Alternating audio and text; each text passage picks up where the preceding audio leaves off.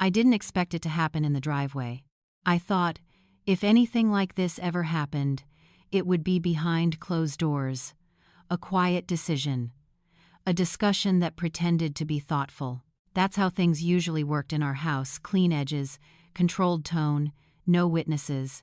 Instead, I stood barefoot on cold concrete, while my neighbors watched my husband decide our daughter's life in real time. Evan moved fast. He always did when he wanted something to look final. Cardboard boxes stacked near the garage, black trash bags filled with clothes I recognized.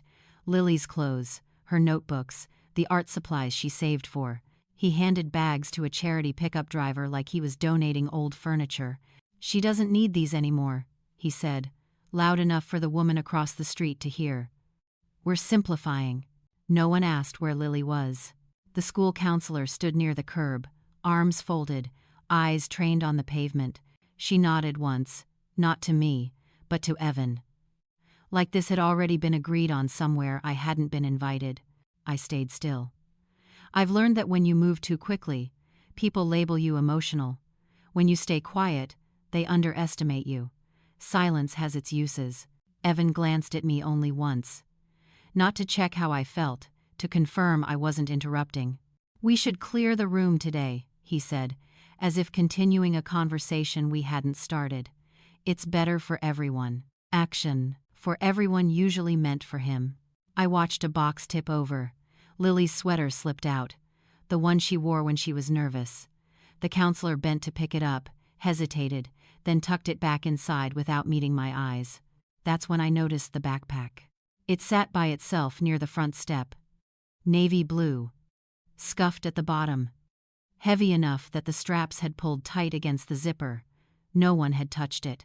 "Just junk," Evan said when he saw me looking. "I'll get to it later." "It's choirs." Later was a word he used when he didn't want witnesses. I walked over and picked it up. It was heavier than it should have been. Not with books. With weight that settled. Evan frowned. "Rachel, we talked about this." "We hadn't." "I'm just moving it," I said. That was true. I moved it from the step to my hands, from public space to mine. Inside the house, the noise dropped off. The front door closed behind me, and for the first time that morning, I could hear my own breathing. I set the backpack on the kitchen table. The same table where Lily used to do homework, the same surface Evan liked clear. I didn't open it right away. I ran my hand over the fabric. The zipper was strained. Something inside pressed against the seams. Square-edged. Deliberate. I unzipped it halfway. I saw paper. Not loose. Stacked. Clipped. A manila envelope folded carefully along one side. A phone I didn't recognize, wrapped in a scarf Lily wore last winter. I stopped there. You wouldn't believe how quickly a moment can reorder your thinking. 1 second you're managing humiliation. The next, you're inventorying facts.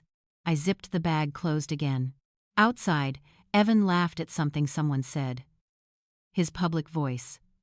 Calm, reasonable. The voice that always worked. I carried the backpack down the hall and into the laundry room. I set it on the shelf behind the detergent, out of sight. I washed my hands, slowly, like I had just handled something fragile. When I came back out, Evan was standing in the doorway. "Did you get it?" he asked. "Yes," I said.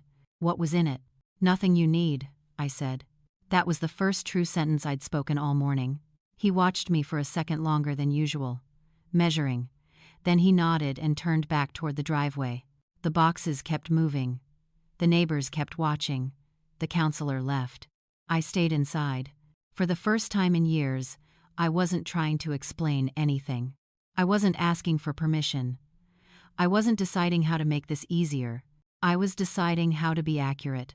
Before we begin, if stories about quiet strength, family truth, and hard awakenings matter to you, take a moment to like this video and subscribe to the channel. This story is worth listening to all the way through. And if you feel comfortable, tell me in the comments which city you're listening from. I read more than you think. Now let me take you back to a morning I still believed my life was ordinary, to a driveway, a few cardboard boxes, and the moment everything I trusted began to come apart. For years, nothing in our house happened loudly. That was Evan's rule, though he never called it one. Noise invited questions, questions created records, records complicated things. So our life ran on quiet agreements and unspoken corrections. From the outside, we looked steady. Evan had a respected position at a regional firm. I worked part-time, flexible hours, no visible ambition. We hosted dinners twice a year. We sent holiday cards. Lily's grades were solid. Nothing alarming. Nothing worth inspecting. That was the point. The imbalance didn't arrive suddenly. It accumulated. One small decision at a time, each framed as practical. Evan took over the finances after he noticed a discrepancy in our checking account. Not an error, just a question. He suggested it would be cleaner if one of us handled it fully. I agreed. I was tired. Lily was starting middle school. I didn't want conflict over something that sounded reasonable. After that, paperwork slowly left my hands. Bank statements went digital. Passwords changed. When tax season came, Evan said his firm's accountant could bundle ours in. I signed where he pointed. I stopped asking for copies. It wasn't fear. It was momentum. At home, his authority showed up in smaller ways. He corrected Lily's wording at dinner. He rephrased her stories before she finished them. When she pushed back, he smiled and said, "I'm just helping you sound clear." I noticed Lily learned to pause before speaking, to choose her words carefully, to watch his face. I noticed. I didn't interrupt. People think silence always means agreement. Sometimes it means triage. You choose which fires to fight because you don't have the energy for all of them. I told myself Evan wasn't cruel. He never raised his voice. He never insulted me directly. He used phrases like, "Let's be realistic," and "This isn't personal." When I disagreed, he'd tilt his head slightly and say, "You're taking this emotionally." That sentence worked better than shouting. It framed the room. There were moments I considered pushing back harder. Once, when Lily came home upset because a teacher had accused her of something minor, talking out of turn, nothing serious, I suggested we let her handle it herself. Evan shook his head. "No," he said. "That's not how systems work. You intervene early, or you lose control of the narrative." I remember the word narrative because it didn't belong in a conversation about a 12-year-old. Lily started keeping lists after that. Small ones at first. Homework, library books. Later, I noticed folded papers in her pockets with dates and times written neatly. When I asked her about them, she shrugged. "Just helping myself remember," she said. Evan praised her organization. He liked anything that looked efficient. The last 2 years before everything collapsed were the hardest to name. Nothing dramatic happened. No clear incident I could point to. Just a tightening. Evan traveled more. His phone stayed face down. He took calls in the garage. When I asked how work was going, he said, "Busy," and changed the subject. Money felt abundant and distant at the same time. We never struggled, but I never saw details. If I mentioned a purchase, Evan would nod and say, "That's fine," the way a manager approves a request. I hated how small that made me feel, and I hated myself more for letting it continue. Lily, meanwhile, grew quieter. Not withdrawn. Observant. She stopped telling stories about school unless asked. She spent more time in her room, door half closed, backpack always with her. When Evan suggested she was being secretive, I almost defended her. Almost. Instead, I said, "She's getting older. It's not market." That was true. It just wasn't the whole truth. Looking back, I can see how carefully Evan managed perception. Teachers heard from him first. Relatives heard his version of events before mine. When Lily missed school one day with a headache, he emailed the counselor himself. When I showed up later to sign a form, they already knew his explanation. None of this felt dangerous at the time. It felt organized, efficient, adult. That's how control survives. It dresses itself as competence. I wasn't blind. I was tired. I was cautious. I was choosing stability because I believed instability would hurt Lily more. What I didn't understand yet was that Lily had already stepped into the space I avoided. She was paying attention in ways I wasn't ready to acknowledge. She was recording details. Not because she was rebellious, but because something didn't add up. And while I was managing the surface of our life, meals, schedules, appearances, my daughter was learning the structure underneath it. I just didn't know it yet. The trigger wasn't dramatic. That's what made it effective. It started with an email. I saw it by accident, flashing briefly on Evan's tablet while I was clearing the kitchen, a subject line from Lily's school. I wouldn't have noticed if my name hadn't been missing from the greeting. It was addressed to Evan alone. I didn't read it then. I didn't touch the tablet. I waited until he mentioned it himself. That was how our communication worked. By that point, information surfaced when he decided it should. At dinner, Evan said, "The school's concerned about Lily." He said it calmly, like an observation, not an accusation. "About what?" I asked. "Some missing items," he said. "Nothing serious yet, but it could become an issue." Lily froze, fork halfway to her mouth. Her eyes flicked to his, then down again. "Missing items?" I asked. "Supplies. Personal property. They're still figuring it out," Evan said. "I told them we'd cooperate fully." Cooperate was another one of his words. It sounded generous while closing doors. Lily didn't speak. She waited. I watched her hands tighten around the fork, then loosen, then tighten again. She had learned to regulate herself before adults noticed. "What kind of items?" I asked. Evan waved it off. "It's probably a misunderstanding. But schools have procedures. You know that." I did. I also knew procedures depended on who controlled the conversation. The next day, Lily stayed home. Evan said it was best. "Give everyone space," he said. "Let things cool down." I asked if I should call the school. He shook his head. "I've got it handled." Handled meant invisible. By the third day, rumors started moving faster than information. A neighbor asked if Lily was transferring schools. My sister texted asking if everything was okay. Evan told people Lily needed a reset. A reset from what? No one seemed able to say. On the fourth day, the counselor came by the house. Not to see Lily, to speak with Evan. I watched them talk through the front window while I stood in the hallway, out of view. Their body language was cooperative, familiar. Like this wasn't the first time they'd aligned without me. When Evan came back inside, he said, "We should clean Lily's room." 2 Arana's stayed. That was the moment something in me tightened. "Why?" I asked. "She's not going back right away," he said. "It'll help her move forward." Move forward from what? The question sat in my throat. I didn't ask it. I was still trying to understand the shape of the situation, and questions felt premature. The pressure escalated quietly after that. Evan's parents called. Concerned but vague. "We trust Evan's judgment," his mother said gently, which was another way of saying mine wasn't required. A cousin mentioned trouble at school like it was already established fact. No one asked Lily what happened. Lily stayed in her room. She didn't cry. She didn't protest. She organized. I heard drawers opening and closing, paper shifting, the soft click of her backpack zipper at night. One evening, I knocked on her door. "Do you want to tell me what's going on?" I asked. She looked at me carefully, like she was deciding what version of the truth I could carry. "Dad says it's better if I don't talk right now," she said. That sentence didn't sound like it belonged to a 14-year-old. "Do you want to talk?" I asked.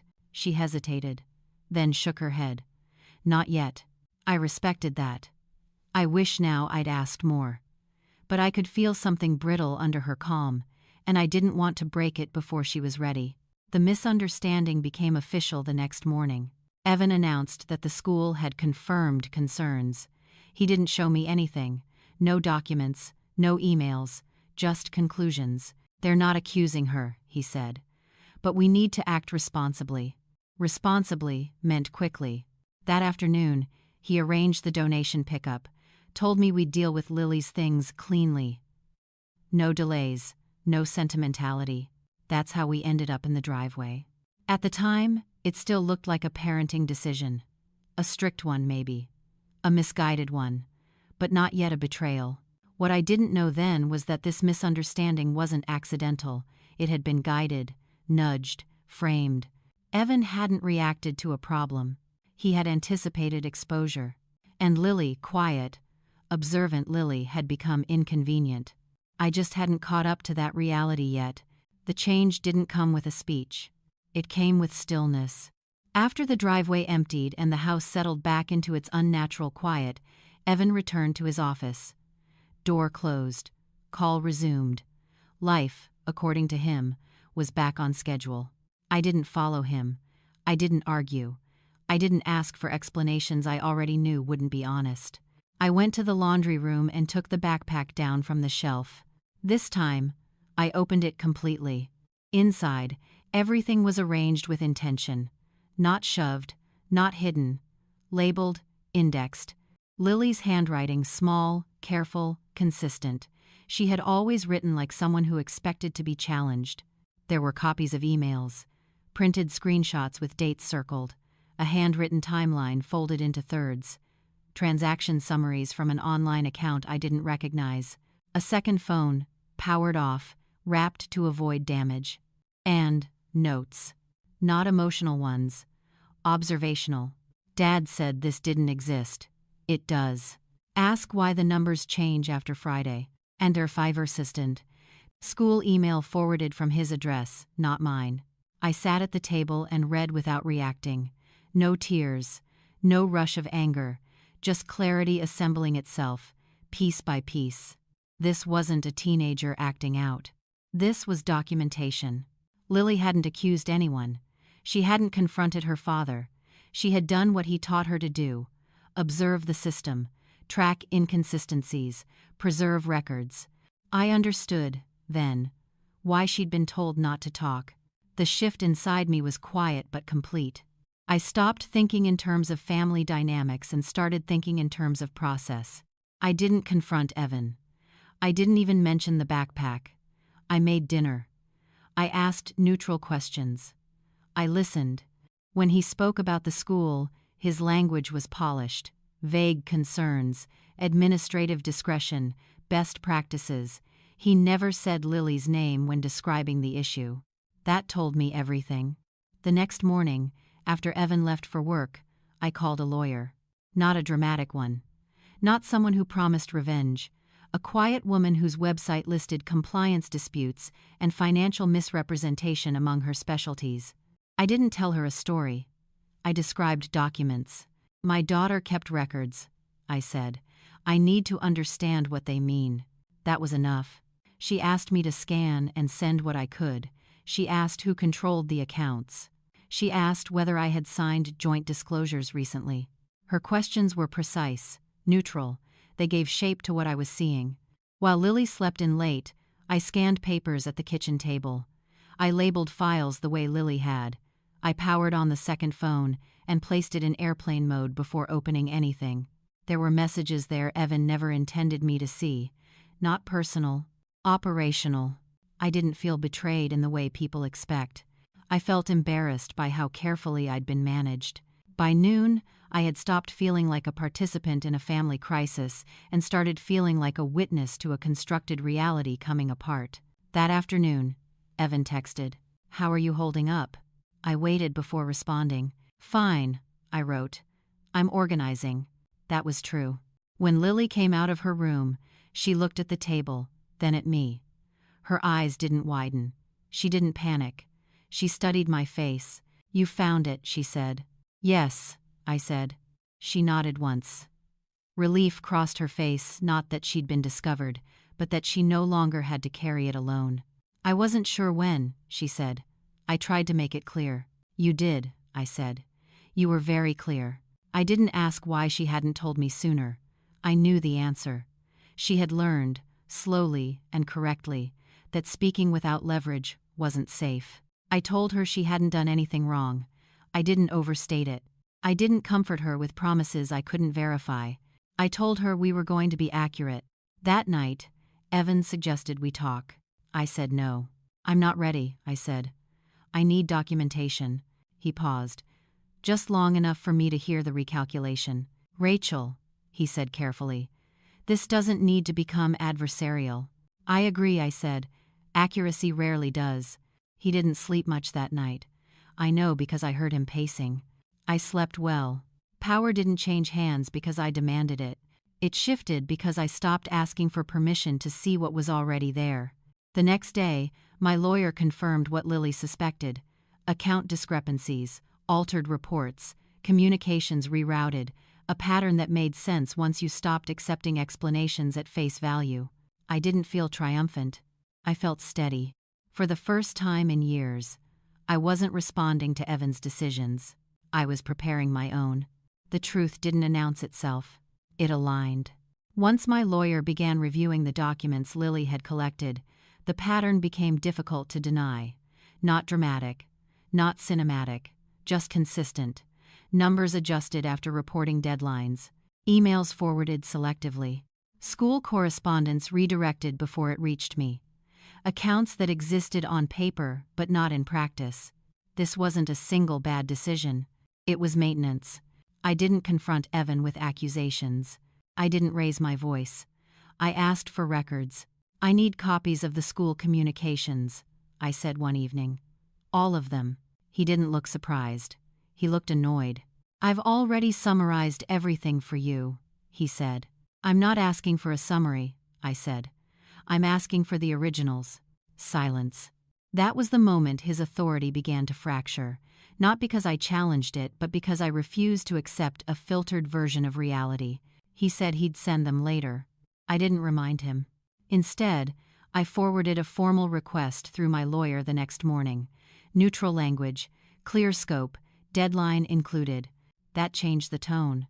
Evan came home early that day, sat across from me at the kitchen table like it was a negotiation room.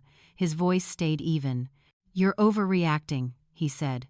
"You don't understand how sensitive this situation is." "I understand liability," I said. "And I understand documentation."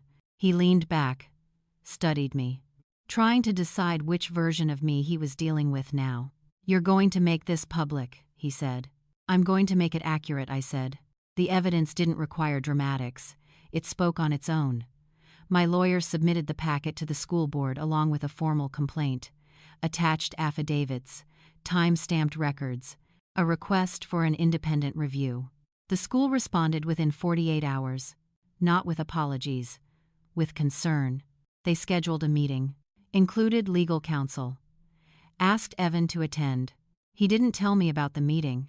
I found out when my lawyer was copied on the notice. That's when the collapse began, not emotionally, but structurally. At the meeting, Evan tried to control the room. He used his practiced tone, explained how misunderstandings escalate, how teenagers misinterpret adult processes. Then, the records were introduced. The altered timestamps, the rerouted emails. The fact that Lily's alleged missing items corresponded to inventory discrepancies at Evan's firm, not the school. The counselor avoided his eyes this time. When someone asked Evan why certain communications never reached me, he hesitated. "Just long enough. I assumed Rachel was informed," he said. I didn't speak. I didn't need to. My lawyer placed a printed email on the table, sent from Evan's account, redirecting correspondence explicitly away from my address. It was quiet after that. False power doesn't explode. It deflates. The school paused all action related to Lily, issued a formal clarification, requested written explanations from Evan. Their language shifted from cooperative to cautious. That shift mattered. Word moved quickly after that. Not as gossip. As correction. Family members who had pressured me to keep things calm stopped calling. Evan's parents asked for a private conversation. I declined. At work, Evan was placed on administrative leave pending review. His firm initiated an internal audit. Accounts were frozen, access revoked. He came home that night with no speech prepared. "I never meant for Lily to get caught in this," he said. "I know," I said. "She noticed on her own." That unsettled him more than anger would have. "You should have come to me," he said. "She did," I said. "You told her not to talk." He had no answer for that. I didn't raise my voice. I didn't outline his mistakes. I didn't moralize. I stated facts. Lily documented inconsistencies. You redirected communication. You framed her silence as guilt. That created exposure. He asked if we could handle this internally. I said no. By the end of the week, The narrative he had built for years no longer belonged to him. It didn't belong to me either. It belonged to the record. Lily returned to school under formal review, not as a suspect, as a protected party. When I told her, she didn't smile. She exhaled. "That's better," she said. It was. The power Evan had relied on, quiet, unquestioned, assumed, had collapsed in public view without anyone raising their voice. That's the thing about evidence. It doesn't need permission. Once the facts were established, everyone wanted calm. Not truth. Not repair. Calm. It arrived in soft voices and careful phrasing. In messages that started with, "We just want what's best," and ended with, "For the family." Evan's parents called again. This time they asked how I was holding up. That was new. "We don't need to make this harder than it already is," his mother said. "These things happen." I let the silence stretch before answering. "These things don't happen," I said. "They're done." She didn't respond to that.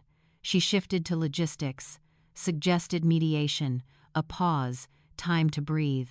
I declined. At home, Evan tried a different approach. He didn't deny anything now.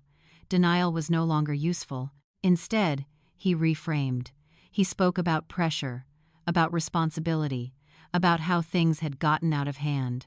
"I'm willing to take accountability," he said, "but we need to be strategic." Strategic was his last refuge. "I'm not interested in managing outcomes anymore," I said. "I'm interested in boundaries." That word stopped him. Boundaries are inconvenient because they don't invite discussion. I outlined mine calmly. Communication through counsel only. No contact with Lily without my presence. No attempts to influence school decisions. No private explanations designed to soften records. He accused me of escalating. I didn't argue. "I'm refusing to dilute," I said. He didn't recognize that version of me, the one who didn't need agreement to proceed. The family attempted one final intervention. A group call. Faces arranged carefully on the screen. Everyone speaking gently, like volume alone could undo what had already been documented. "Rachel," my sister-in-law said, "we're worried about the long-term damage." "I am too," I said. "That's why I'm not pretending this didn't happen." They asked what I wanted. That question used to paralyze me. I used to weigh it against what would upset people least. This time, the answer was simple. "I want Lily protected," I said, "and I want decisions based on verified information."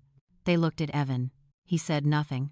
By then, the practical consequences were unavoidable. Financial accounts were restructured under legal supervision. Joint access was reviewed. My credit report, something I hadn't checked in years, was pulled and corrected where necessary. My lawyer filed notices. Clean language, clear intent. None of it felt dramatic. It felt overdue. At school, the counselor requested a meeting with me alone. She apologized without qualifying it, not for everything but for not asking more questions sooner. "I followed the information I was given," she said. "I understand," I said. "Next time, verify it." That wasn't punishment. It was instruction. Lily adjusted quietly. She didn't need reassurance that the truth had come out. She needed stability, predictability, adults who meant what they said.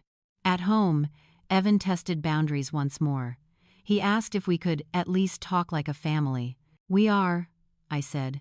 "This is what that looks like now." He gave up after that.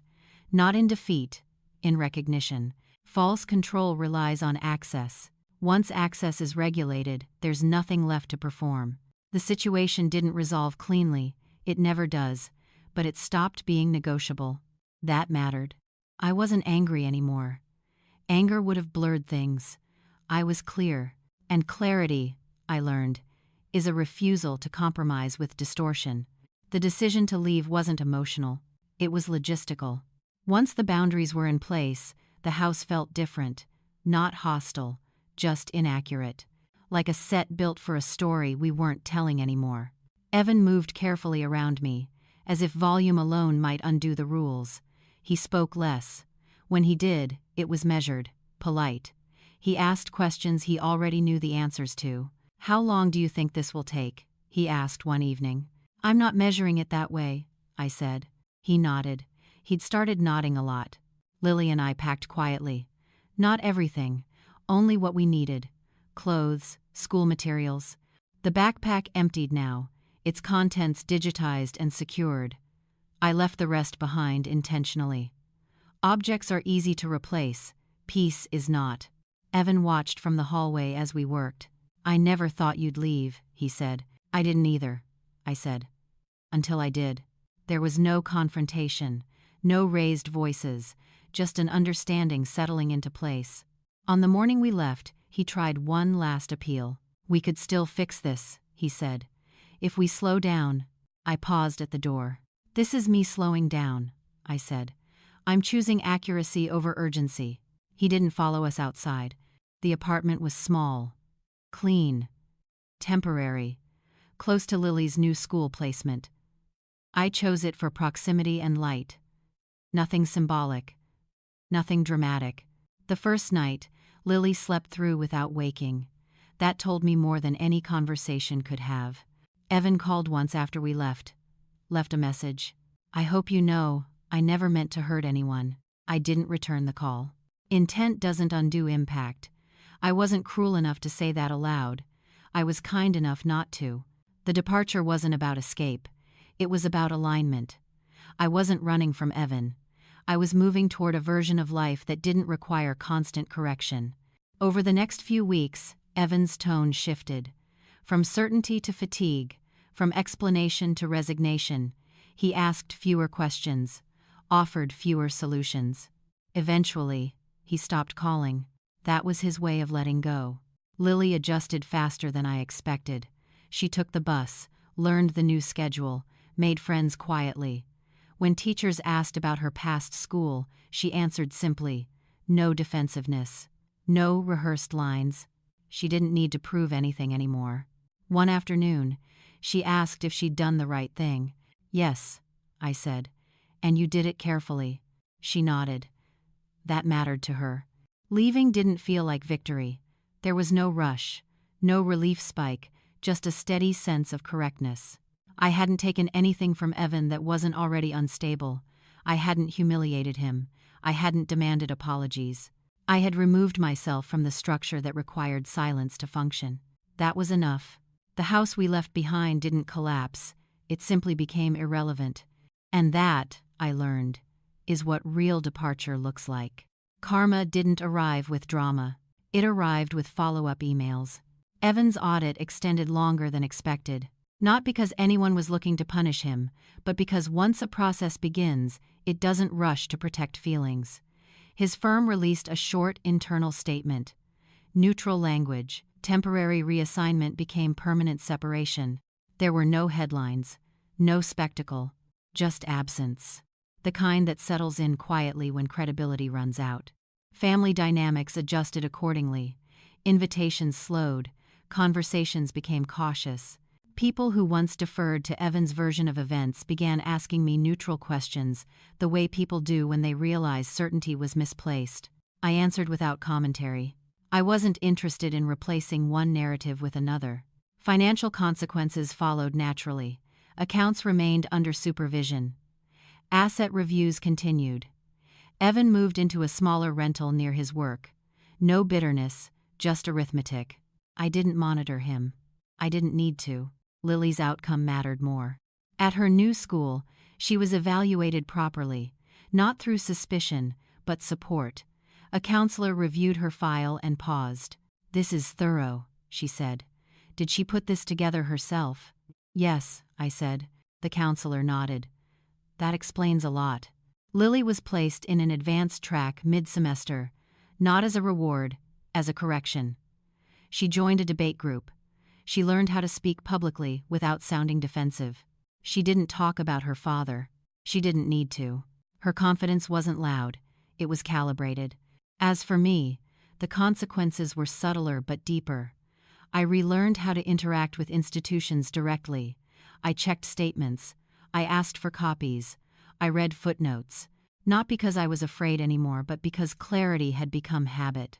One afternoon, I ran into the old school counselor at a grocery store. She looked relieved to see me. We exchanged polite words. "I'm glad Lily's doing well," she said. "So am I replied. She hesitated. I should have asked more questions. "Yes," I said.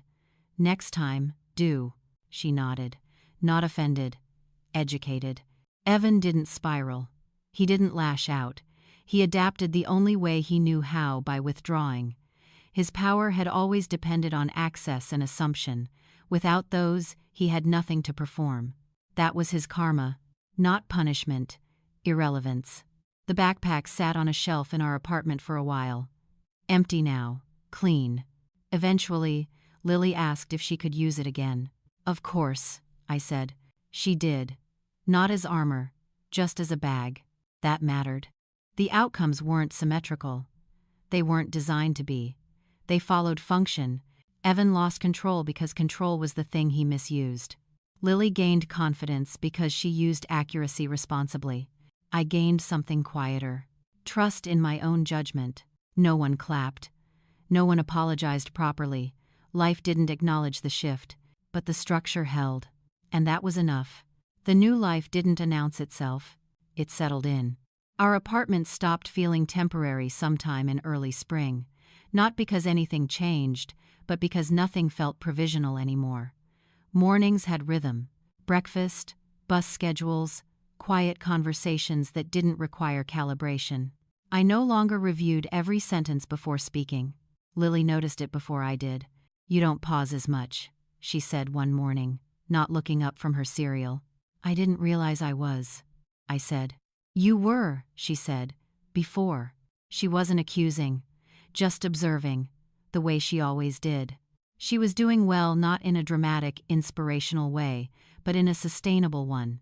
She had friends who argued with her respectfully, teachers who asked follow-up questions instead of assuming intent. She spoke clearly now.